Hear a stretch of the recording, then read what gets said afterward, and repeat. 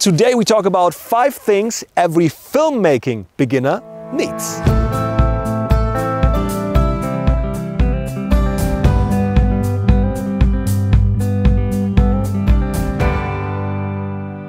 The first thing is, of course, a camera. And what I would look for a filmmaking camera for beginners is a resolution that has at least HD and 50 frames at least. That means you can add some nice slow-mo effects when you film some B-roll, additional material, and just gives you some more nice, smooth images and more flexibility.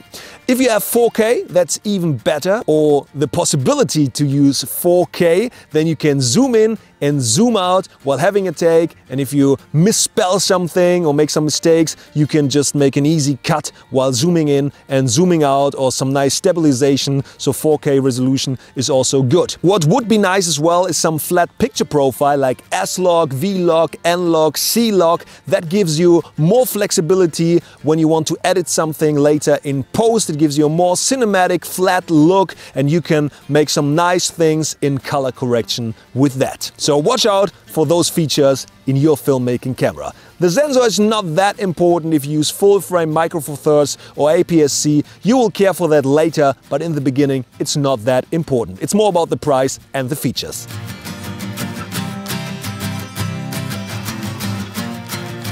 Number 2 is, of course, the lens. And when you can avoid it, don't buy a camera with a lens, but buy yourself some prime lens with the camera body only. What I can recommend definitely is the 50mm 1.8 by Yongnuo for beginners. It costs only 50 bucks. I made a whole video about this lens on the YouTube channel, and you get such an amazing look with only the lens. I'm on f1.8 right now. And look at this, I don't even have to pull the focus. I just go through the leaves here with the sun. Amazing. And when you then take that lens on the camera, look how it looks. It doesn't look bad, but you get a much higher quality when you use a good lens. Number 3 you should invest in is stabilization. You can do a lot in post, but best is to do it in camera. And even if your camera has some sensor stabilization or image stabilization in the lens, it would be great to use a tripod or to use something like a gimbal if you like movements and more cinematic kind of shots, or that you use a shoulder rig like we have right here. Let me film how it looks behind the scenes. Ludwig is filming right now. You can maybe wave in the camera, hello, with one hand. And it's even stable because all the weight is on his shoulder and not like this in his hand. I'm filming handheld right now. I'm pretty used to it, but for a beginner it would be good. And I even take for a lot of shots a tripod or a gimbal or a shoulder rig. So invest in stability.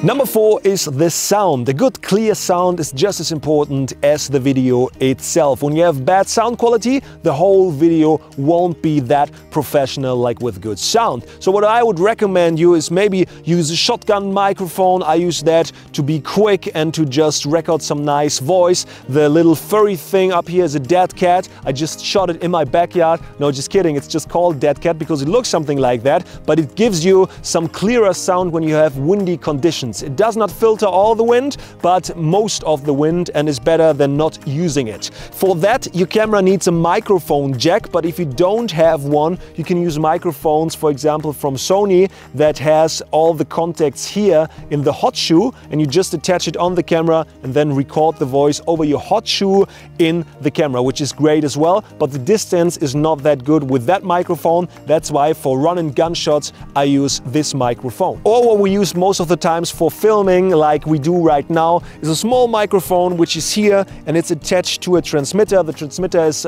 sending the signal onto a receiver on the camera, and that transport the signal onto the camera or onto the SD card. And I can be plenty of meters, like 50 or 100 meters away, and the signal would still be clear and the voice would still be clear. You have to choose whatever option you want to use, but I can recommend you invest in good sound and you will have some nice videos.